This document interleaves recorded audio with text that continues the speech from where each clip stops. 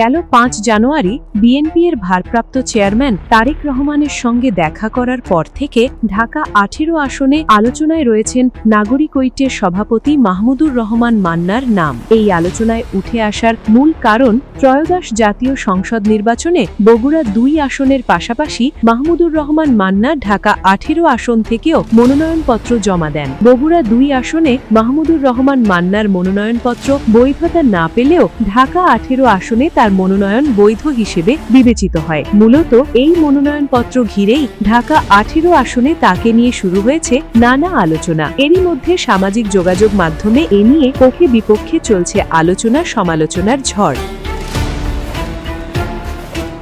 সামাজিক যোগাযোগ মাধ্যমে কেউ কেউ বলছেন বগুড়া ২ আসন থেকে মাহমুদুর রহমান মান্নাকে জোটসঙ্গী হিসেবে প্রার্থী করা হয়েছে, কিন্তু মাহমুদুর রহমান মান্নার অনুসারীরা চালাচ্ছেন ভিন্ন প্রচারণা। এ নিয়ে মাহমুদুর রহমান মান্নার রাজনৈতিক দল নাগরিক ঐক্যের ছাত্র সংগঠন নাগরিক ছাত্র ঐক্যের নেতারা ঢাকা ১৮ আসনে সংসদ সদস্য দলীয় সভাপতি মান্নাকেই দেখার পক্ষে নানা যুক্তিতর্ক তুলে ধরেছেন নিজেদের ব্যক্তি ফেসবুক অ্যাকাউন্টগুলোতে। এ বিষয়ে নাগরিক ছাত্র ঐক্য কেন্দ্রীয় কমিটির সদস্য সচিব তানভীর হাসান স্বাধীন এক দীর্ঘ পোস্টে মাহমুদুর রহমান মান্নার ছবি পোস্ট করে লিখেছেন, রাজধানী ঢাকার একটি গুরুত্বপূর্ণ সংসদীয় আসন হওয়া সত্ত্বেও ঢাকা ১৮ আসনের মানুষ দীর্ঘদিন ধরে নানা মৌলিক উন্নয়ন থেকে বঞ্চিত।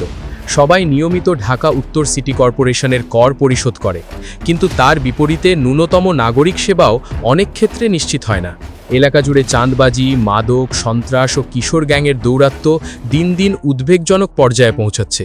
এসব সামাজিক সমস্যার বিরুদ্ধে কার্যকর ও সাহসী উদ্যোগ গ্রহণ করা এখন অত্যন্ত জরুরি।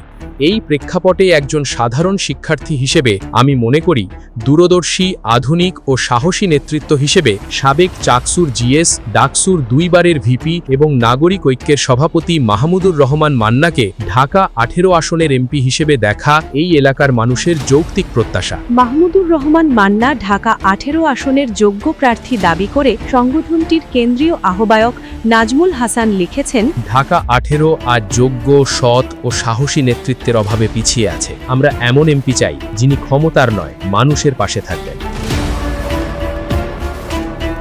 এদিকে ঢাকা ১৮ আসন থেকে মাহমুদুর রহমান মান্নার মনোনয়নপত্র বৈধ হওয়ায় তিনি নিজেও এই আসন নিয়ে ভাবছেন বলে বিশ্বস্ত সূত্রে জানা গেছে। এ নিয়ে গণমাধ্যমকে দেওয়া বিশেষ এক সাক্ষাৎকারেও নিজের অনুভূতি ব্যক্ত করেছেন। এছাড়া বিএনপির ভারপ্রাপ্ত চেয়ারপারসন তারেক রহমানের সঙ্গে সাক্ষাৎ শেষে গণমাধ্যমে দেওয়া সাক্ষাৎকারে মাহমুদুর রহমান মান্নাকে ঢাকার উন্নয়ন, অগ্রগতি, নাগরিক সেবার মানোন্নয়ন ইত্যাদি বিষয় নিয়ে কথা বলতেও শোনা গেছে।